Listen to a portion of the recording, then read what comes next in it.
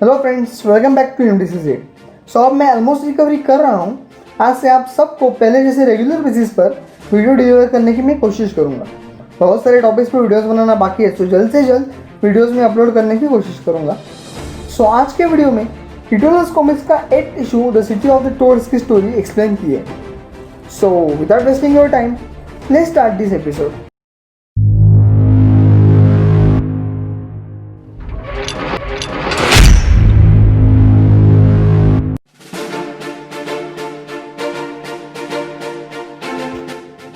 इस स्टोरी की शुरुआत होती है डिवियंस के आपसी झगड़े के साथ, जहाँ एक डिवियंट बाकी डिवियंट्स को मार रहा होता है, तबाही फैला रहा होता है।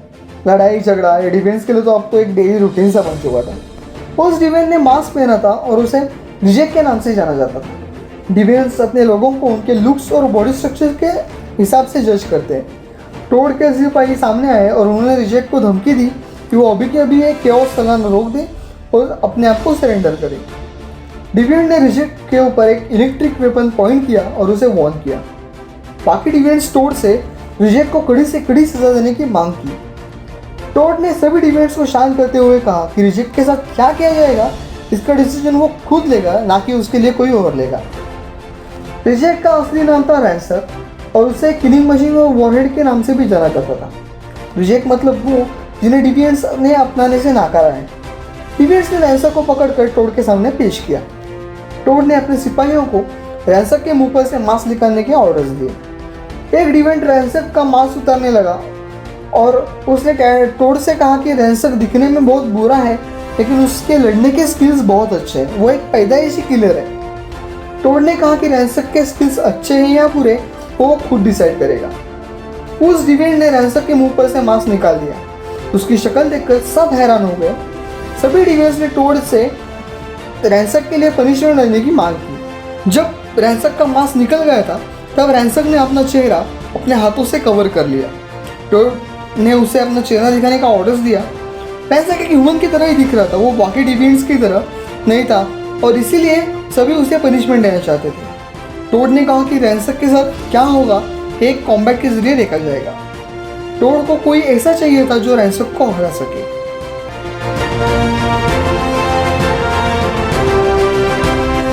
दूसरी तरफ न्यूयॉर्क सिटी में क्रो और थेना घूम रहे थे।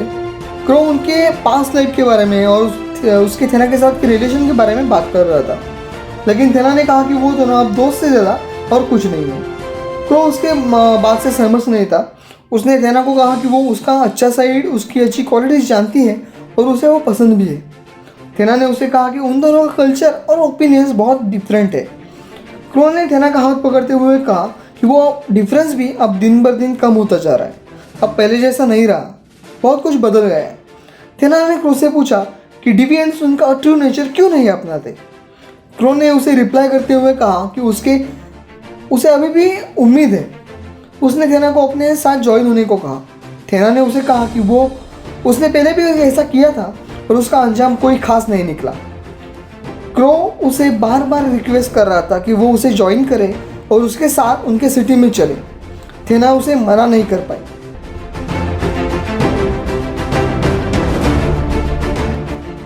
दूसरी तरफ एक अपार्टमेंट में डॉक्टर सैमुअल ने 3 स्टैचूज बनाए जो डिविएंट्स, ह्यूमंस और इटर्नल्स को रेफर करते हैं। इकेरिस उन स्टैचूज को देखकर इतना इंप्रेस नहीं हुआ, लेकिन मार्को को वो पसंद आए।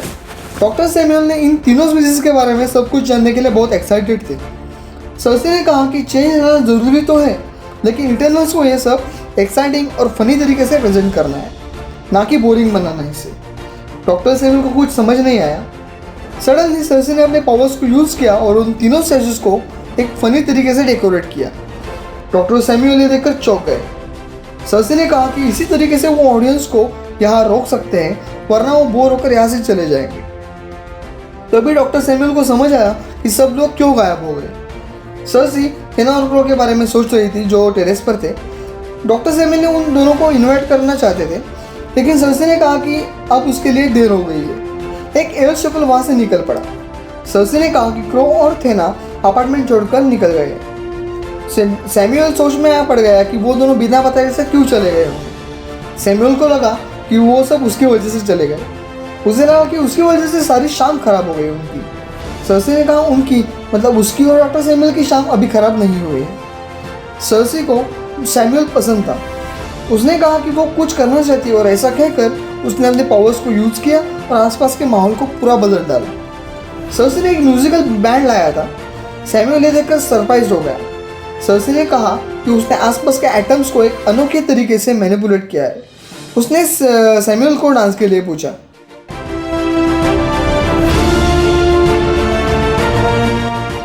अपार्टमेंट से निकलने के बाद थेना और क्रो पानी के अंदर से ट्रैवल करने लगे। थेना ने कहा कि डिवियंस ने सालों से खुद को बहुत अच्छी तरह से छुपाया है। वो जैसे जैसे पानी में और अंदर जा रहे थे तो उन्हें पुराने डिवियंस जायंट्स पानी में दफन हुए दिखाई दिए। वो अब लेम्यूरिया की ओर निकल पड़े तो रास्ते में उन्हें कुछ हड्डियाँ और स्केलेटन्स भी दिखाई दिए। क्रो ने कहा कि उस खतरनाक फ्लड के बाद वो सब डट कर ताकतवर सेकंडों से भिड़े, लेकिन इस वक्त में इटर्नल्स अपने माउंटेन्स पर बैठे सिर्फ देख रहे थे। वो दोनों अपने डेस्टिनेशन तक पहुंच चुके। क्रो ने कहा कि उसकी ग्रेट वेपन सिस्टम इनविंसिबल है। वो आखिरकार लेम्यूरिया में पहुंच गए। वहाँ सभी बिल्डिंग स्ट्रक्चर सेकंड उसने तबाह कर दिए थे, डिस्ट्रॉय कर दिए थे। क्रो ने थेना को कहा कि उन्होंने ये सब फिर से बनाया है और उनकी नई सिटी पुरानी सिटी से कई गुना ज़्यादा बेहतर और अच्छी है। थेना ने क्रो से कहा कि अगर वो फिर से स्पेस गॉड्स को रजिस्ट करते रहे तो उनकी ये नई सिटी भी पुरानी सिटी की जैसी बर्बाद हो जाएगी, तबाह हो जाएगी। वो दोनों एक जायंट वॉल की ओर बढ़े। वो जैसे ही वहाँ पहुँचे तो वहाँ वो वॉल का एक बड़ा ब्लॉक अपने आप खुल गया।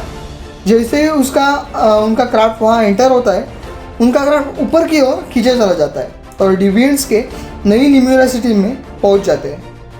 जैसे वो आते हैं बाकी सब उनका स्वागत करते हैं। क्रो थेना को कहता है कि उसने पहले ही उनके आने के बारे में डिवियंट्स को बता दिया था ताकि वो तुम्हारा अच्छे से वेलकम कर सके। डिवियंट्स जिस तरह ने तेरा के साथ पेश आ रहे थे वो देखकर थेना हैरान हो गई। क्रो और थेना सिटी के सेंटर की ओर निकल पड़े। तभी अचानक एक अजीब सा हाथ पीछे से आया और थेना को टच किया। थेना इस वजह से शॉक हो गई। जिसने थेना को टच किया था वो भी एक रिजेक्ट ही था। दो गार्ड्स उस डिवियंट को पकड़ने आ गए। क्रो बहुत गुस्सा हो गया। उसने गार्ड्स को उस डिवियंट क्रीचर को वहाँ से ले जाने के लिए कहा। थेना को उस डिवियंट क्रीचर के लिए बहुत बुरा लग रहा था।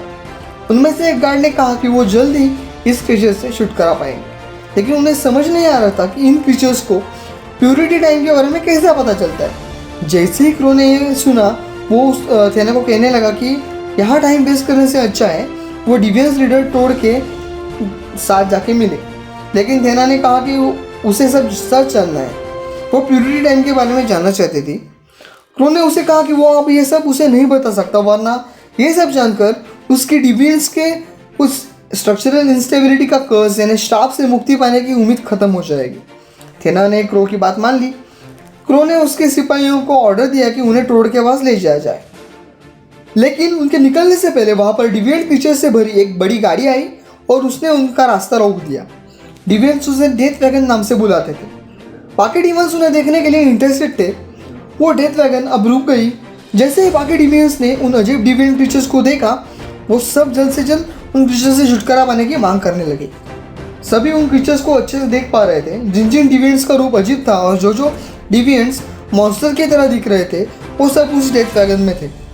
थेना उनके बारे में जानने के लिए इंटरेस्टेड थी, इसलिए उसने क्रो से पूछा कि उन्हें कहाँ ले जाया जा रहा है। क्रो ने कहा कि उन क्रीचर्स को उस जगह पर ले जाया जा रहा है जहाँ से वो वापस नहीं लौट पा सके। वो उन क्रीचर्स को जिंदा जलाने ले जा रहे थे। थेना ने कहा कि ये बहुत घटिया है।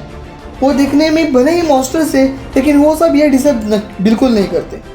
क्रो ने कहा कि वो तब तक कोई जजमेंट ना बनाए जब तक इटर्नल्स भी हमारे जैसे प्रॉब्लम से ना गुजरे। क्रो ने थेना को अपने साथ आने को बोला ताकि वो उसे रिजेक्ट से मिला सके, जो कि डिवाइस की स्टेबिलिटी की एक उम्मीद है। थेना ने कहा कि उसने अब बहुत कुछ देख लिया है और जो भी उन दोनों के बीच बचा था वो उन क्रीचर्स की तरह ही खत्म हो चुका है।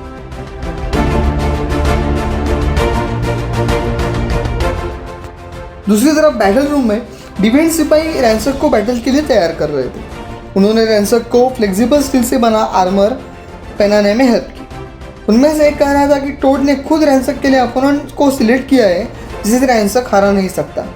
ये सब सुनने के बाद रैंसक ने उन दोनों के हाथ से वेपन छीन लिया और उन पर अटैक कर दिया। डिवियंट्स उससे छुटकारा पाने के लिए मदद मांगने लगे। रैंसक ने अपना वेपन लिया और वो डिवियंट्स पर फायरिंग करने लगा। डिवियंट्स डरकर भागने लगे। वो रैंसक को मतलबी और अनग्रेटफुल कहने लगे। दूसरे ने कहा कि ये किलर्स कभी भी अच्छे बर्ताव को अप्रिशिएट नहीं करते, लेकिन जल्द ही वो उस अपोनेंट से भिड़ने वाला है जो उसे हरा देगा। उसने कहा कि टोड ने सबसे खतरनाक रिजेक्ट को इस बैठक के लिए चुना है। वो सब समझ गए कि टोड ने डिविएंट क्रीचर कर्कस को चुना है। तभी अचानक एक अजीब सी और खतरनाक लाउड आवाज़ आती है। डिविएंट कर्कस को बैटल के लिए तैयार कर रहे थे। वो दोनों भी ये भी कह रहे थे कि कर्कस को ऐसे खुला छोड़ना बहुत खतरनाक है। कर्कस के बर्ताव की वजह से दीवारें गिरने लगी, उस पर क्रैक आने लगे। डिविएंट्स कर्कस की वजह से डरने लगे थे।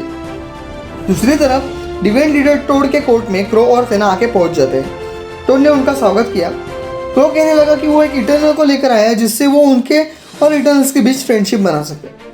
थेना ने टोड को कहा कि वो उससे क्रो की तरह पैरों में गिरने की उम्मीद मत करे, क्योंकि वो ऐसा कुछ भी नहीं करने वाली है। डिविएंट्स ये सुनकर थेना पर और गुस्सा हो गए। टोड ने कहा कि इटर्नल्स उनके खराब कूटनीति के लिए जाने जाते हैं। क्रो ने टोड को माफ़ी देने के लिए मांग की। टोड ने उससे एग्री किया और कहा कि वो सब आज अच्छे मूड में है, क्योंकि वो अभी एक ग्रेट बैटल देखने जाने वाले हैं। क्रो ने कहा कि कॉम्बैट टू डेथ ये इटर्नल्स के लिए मीनिंगलेस है। थेना ने कहा सिर्फ मीनिंगलेस ही नहीं बल्कि सेंसलेस भी है। टोड ने कहा कि किलिंग से उनका एक मेन काम पूरा होता है, जिससे वो जिन्हें नहीं चाहते उनसे छुटकारा पा सकते हैं, लेकिन बैटल में सभी एक हीरो की तरह मर जाते हैं। क्रो ने थेना को शांत रहने को कहा। वो ये सब बदलना चाहता था। थेना ने क्रो को रोकते हुए कहा कि अब वो ये ना बोले कि वो तबाही से चेंज लाना चाहता है। क्रो ने उसे शांत रहने को बोला। उसने कहा कि वो जानता है कि थेना को टफ फाइट्स बहुत पसंद है और इसीलिए थेना को ये बैटल भी पसंद आएगा। उनमें से एक डिविएंट ने पब्लिक एड्रेस सिस्टम का यूज़ करके बैटल को शुरू करने की अनाउंसमेंट कर दी। उसने रैंसक, जिसे रिजेक्ट कहा जाता है, उसे एरिना में वेलकम किया। बाकी सब बैटल देखने के लिए बहुत उतावले हो रहे थे और उन्हें ये सब फॉर्मेलिटीज़ नहीं देखनी थी, इसीलिए उन्होंने दूसरे फाइटर को जल्द से जल्द बुलाने को कहा। रैंसक सामने आया और उसने सभी स्पेक्टेटर्स यानी जो बैटल देखने आए थे उन्हें सैल्यूट किया और तभी उसकी नज़र थेना पर पड़ी। उसके जैसे दिखने वाली थेना को देखकर वो थोड़ा चौंक गया। वो सोच रहा था कि थेना उसके जैसी दिख रही है, फिर भी उन डिविएंट्स के साथ वो क्यों बैठी है। क्रो ने थेना को कहा कि ये वही रिजेक्ट थे जिसे वो थेना से मिलाना चाहता था, उसे दिखाना चाहता था। ये एक ही ऐसा रिजेक्ट है जो दिखने में स्टेबल है और जिसे डिविएंट्स ने प्रोड्यूस किया है। थेना ने कहा कि वो बहुत हैंडसम है। थेना ने क्रो से पूछा कि वो श्योर है ना कि ये सच में डिविएंट ही है। क्रो जवाब देना ही वाला था, तभी एक बड़े रेड मॉन्स्टर के दरवाजा तोड़कर वो बैटल एरिना में एंटर किया। उसका नाम था कर्कस। बाकी डिविएंट्स ने उसे कंट्रोल करने में वो असफल रहे। सभी स्पेक्टेटर्स एक स्ट्रॉन्ग इलेक्ट्रिक बैरियर के पीछे थे जो सेफ था, फिर भी कर्कस के इस बर्ताव की वजह से वो अनकंफर्टेबल फील करने लगे। थेना रैंसक के लिए डरने लगी और इसलिए उसने बाकियों को बैटल रोकने के लिए कहा, लेकिन वो सब थेना पर हंसने लगे और कहने लगे कि थेना की बातों को इग्नोर करो और बैटल को शुरू करो। थेना ने सभी को पागल कहा। उसने कहा कि डिफेंस उनके स्पीसीज के सबसे बेस्ट चीज़ें गवा बैठेंगे। तो उन्होंने कहा कि वो सब इसे नहीं रोक सकते हैं। और यहाँ एक इशू की स्टोरी खत्म होती है। ये स्टोरी धीरे धीरे एक्साइटेड होती जा रही है। यूनिमाइंड, हल्क जैसे कई इंटरेस्टिंग टॉपिक्स आना अभी भी बाकी है, सो कुछ भी मिस मत करना। अगर आप ये सब मिस नहीं करना चाहते तो अभी के अभी चैनल के सब्सक्राइब के बटन को प्रेस करो और साथ ही साथ बेल आइकन को भी प्रेस करो ताकि आपको सभी फ्यूचर वीडियोस के अपडेट्स तुरंत मिल जाएंगे।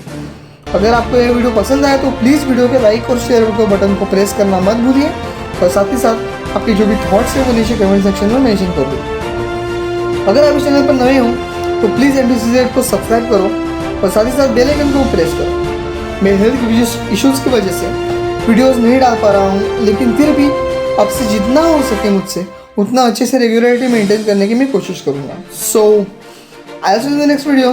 Till then stay home, stay happy and stay safe.